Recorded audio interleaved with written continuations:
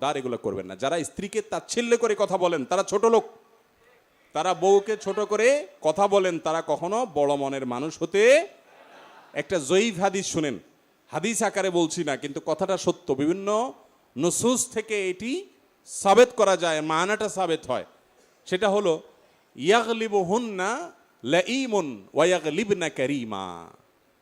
ইয়াগলিবুহুন্না লাঈমুনের মানে হলো যারা ভদ্রলোক তাদের বউরা সবসময় তাদের উপরে জয়ী থাকে, সব কিছুতে বউর কথা, বউর সাথে তর্কে পারে না, বিড়ালের মতো থাকে, বউ সবসময় দাপট জাহির করে, হ্যাঁ হ্যাঁ করে, ছোট বাচ্চার মতো বাবুর মতো সাইজে থাকে।